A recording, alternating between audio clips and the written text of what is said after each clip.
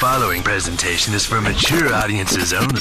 Who are you? He's a fine man. All hell is broken loose. He's a great broadcaster. He's a very powerful guy. Absolutely brilliant. Feared by men, adored by women. He's a smart boy. It's patriotic. It's no big deal. It's the end of the world.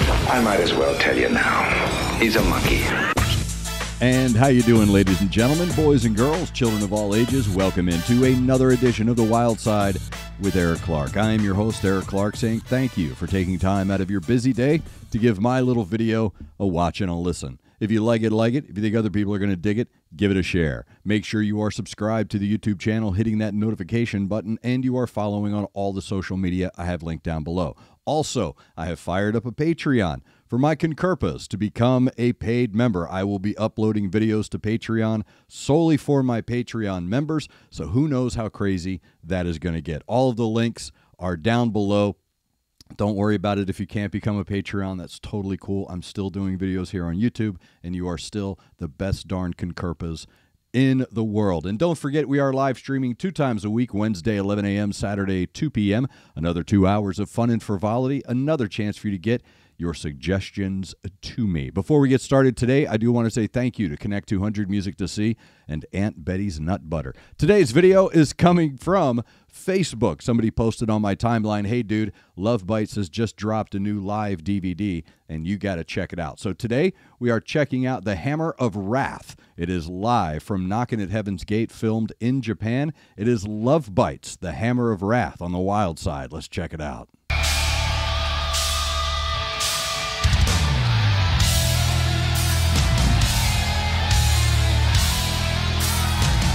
Cool, it's got like a Twisted Sister sound vibe to it. I like that.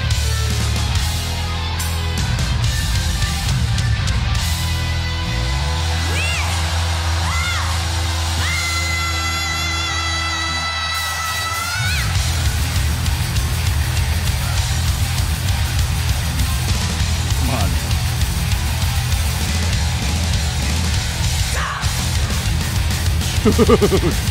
Dude. Come on, man.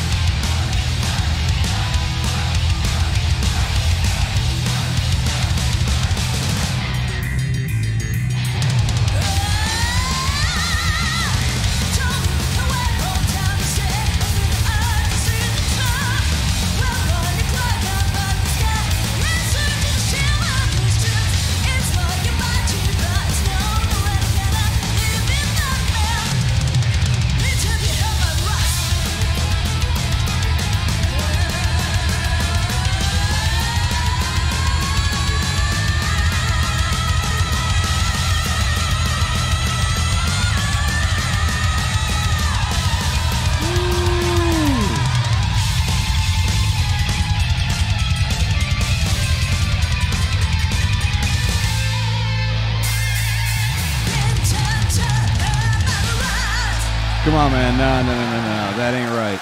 That ain't fair, man. That is just not fair. Lovebites, The Hammer of Wrath, official live video taken from Knockin' at Heaven's Gate, filmed in Japan. That's not fair, dude. That is not fair. A lot to unpack with that performance right there. I would love to see Lovebites in concert, but I don't know if my old body could handle it. Because just in those 4.5 minutes, I'm sweating. Just sitting here. The momentum in that song, the drive in that song was incredible. It's very reminiscent to me as far as like, you know, the pace that keeps you locked in, right? The drive of that song, which is really Haruna playing the drums. And I'll get to that here in a second. The drive is really reminiscent to me of like Ministry, that crunchy, you know, just frenetic, yet very distinct forward momentum. One of the things I love about Lovebites, especially when I see them perform live, and there are a few bands that do this, they add an extra instrument to their live performance. And that extra instrument is the joy, the happiness and the joy that exudes from these young ladies when they perform. That's what I mean by it's not fair. Because they look like they are just having the time of their life, which I'm sure that they are. But what they're doing on top of it, when you hear music like that, you almost expect to see people, you know, really, you know, like completely involved in what they are doing. And the fact that they ebb and flow between themselves and around themselves during this performance shows the proficiency of this band. And the band is just all cylinders hitting. I talk a lot about like pockets, how bands can get into a pocket. And when they get into this groove, while they know they're performing live, nothing else exists outside of what they are doing. And when I talk about bands performing live, I usually bring up this thing I call a holy trinity, this trinity of points that should be hit when performing live. What's the band's energy like with the crowd? What's that interaction like? There's an ether between the crowd and the band, and those two energies from the band and the crowd are colliding in that ether, and it creates its own aura. It creates its own energy, and I always want to see what is that like. These girls have it nailed. It is nailed. That they're an abyss of wonder when you watch them. So you're already entranced, and you can take the looks and the fact that they are very attractive young ladies. That is a besides the point here. All right, this is just besides the point here. That's an addition. That's whatever you want to call it, a bonus. I don't even know. It's not what I'm saying. I hope you understand where I'm going with this. So the energy between the band and the crowd is at a heightened level. And it is turned over. And what I mean is the crowd has turned themselves over to this moment that's being created by the band because of that extra instrument, because of that joy, that ease, that it's almost a nonchalance of performance where it's just, hey, man, let's just hang out and jam and have fun. The joy is an added instrument. I always tell people you can hear a smile. So if you speak for a living, if you smile when you speak, people can hear that. It gives off a different tone. And that's really what music is. It's layers of tones, right? So they add this little extra flavor, this little extra tone through that joy. So let's go into the tones that they are creating. The two guitar players, I want to make sure I get their names right because I sometimes confuse them. Midori and Miyako. Midori is, even her stank face is gorgeous. And that's hard to pull off because everybody has a stank face playing guitar solos. There's always a stank face going on. Even her stank face is flat out gorgeous. When I say beautiful, I mean not just visually. They are beautiful in their creations, in what they are creating. Even though it's thrash, even though it's metal, and even though it's a blistering guitar solo, there is a bright beauty to it. And it's all of it. It's her. It's the instrument. It's the sounds that she's creating. It's the energy she's putting into hammering down. That all creates this wonderful beauty of tone. that's layered in there, that's standing out, while everybody else kind of sits back and puts down that foundational base for that solo to occur. And then you go over to Miyako, and her solo is very, it's very deep. So there's a deeper, more emotive energy coming from her tone. So when you put those two tones together, and then you slap in that bass and you put those drums and you bring up Asami's vocals, and I got to tell you, I'll get to her vocals here in a second, you create this really cool, wonderful, beautiful tones in those layers, and that's what you want. Normally, the bridge builders of a song are going to be your bass player and your drummer. And Fami is recent to the band, but let me tell you something, like a glove. Her bass solo was making the hair on my arm stand up. And even those quick little slaps that she was doing in the breaks, perfect. Perfect tone, perfect groove within that thrash, frenetic pace that's being built there. Even that, she was adding this really cool slap, almost I don't want to say funk, but it was a really cool groove underneath all of that. Very difficult to create a space for a bass player between those two guitar players. And she's perfect for it. Came in, boom. Dude, that was incredible. So Asami's vocals, let me talk about her vocals real quick. Talk about growth. She is, in my opinion, becoming one of the preeminent front people of a band. There's this lilt to her, and yet it's like an opera singer singing metal. It's the perfect example of how it's done right, because you can hear the tones of classical training. You can hear the tones of that Japanese opera in there, but it's being created through a metal speaker almost. And the way that she controls that voice should be studied. The way that she controls the ebb and the flow, when to hammer, when to pull back. It's just beautiful to watch her create that. And again, when she does it with such grace, and she does it with such almost an innocence, and that's what gives her control, is that you turn yourself over to her and say, wherever you want to go, go. And I'm right there with you. And she takes you on this really beautiful journey of colors through that spectrum. So like I said, she knows when to hammer in and bring those darker, more heavier tone. And then when it's time to hit that positive light, the spring colors, if you will, nails it. And that end note, dude, again, she is, as far as I'm concerned, she is one of the preeminent female lead singers of any band I've seen in quite some time. She's very good at what she does, and very, the word I like is unassuming. Okay, it's unassuming. And then when she comes out there, it just really, I feel like that guy in the Maxell tape commercial, where you're just sitting here and you're like, oh, let me catch my drink real quick. Let me grab this beverage before it falls off the table. She is that powerful, coming out of something so, I don't want to say tiny, I don't want to say small, unassuming. And then she just comes out and peels paint, man. It's absolutely beautiful to watch. But I got to talk about this drummer, Haruna. What she's doing, and I don't know if I've seen it aside from like Danny Carey, Jimmy Chamberlain. I saw it also with Ginger Baker does this as well. It's this two-tiered drumming. I heard it in, where was it? There was this one part where it was almost like four different runs, and it changed tempo in that transition.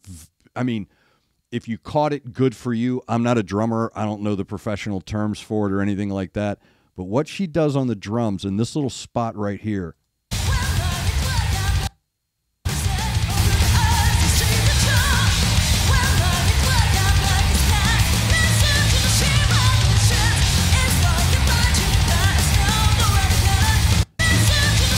did you hear that? Listen to it. It's real quick.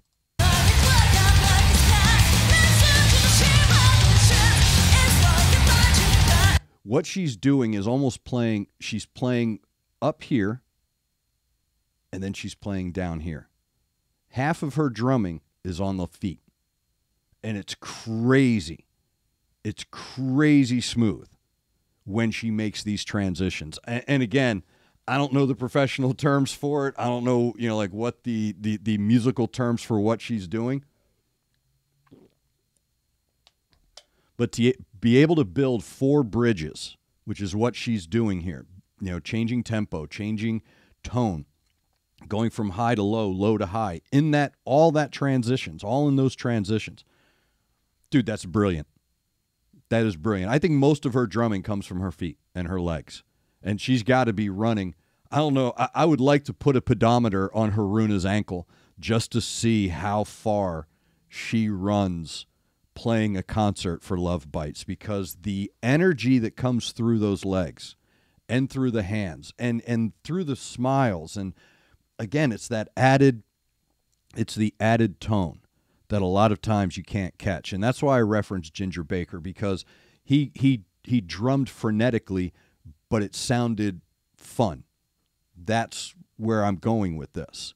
It's frenetic. It is top tier. It is Mach 2, right?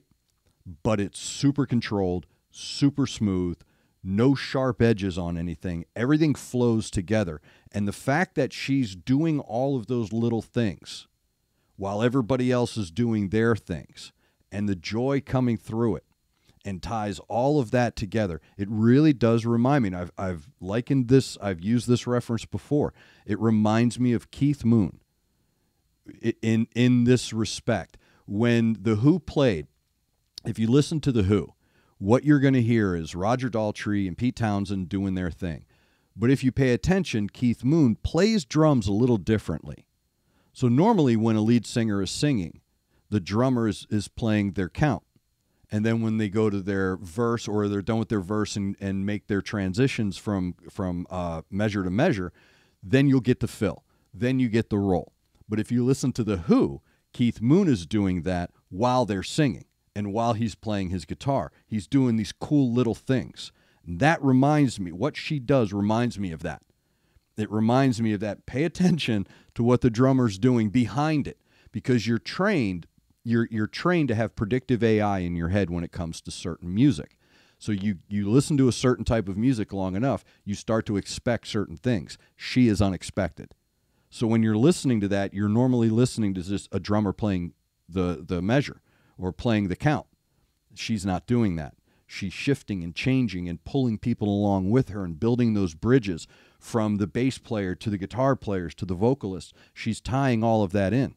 And it's just amazing to watch her do that. Every time I see Haruna play drums, I'm just blown away by how accurate, how it's almost scientific, how she's creating these really natural flows and ebbs within a song, because they don't sound clinical. They sound like she's just up there banging the skins, bro. Better than almost anybody. So very well done. That is Lovebites, the Hammer of Wrath, live from Tokyo. Thank you very much for that suggestion. Again, if you have a suggestion, hit me up. You can hit me up with social media. Hit me up on the YouTube channel. Hit me up on Patreon. You can also do the live streams Wednesdays, 11 a.m., Saturdays, 2 p.m. You can get your suggestions to me that way as well. So thank you very much for hanging out. Thank you to Connect 200, Music to See, and of course, Aunt Betty's Nut Butter. Thank you to all of you for taking time out of your busy day being awesome to give my little video a watch and a listen. Make sure you're looking out for your neighbor. Make sure you're looking out for each other. Try to do at least one good thing a day. I am Eric Clark, and this has been the Wyldeside Live.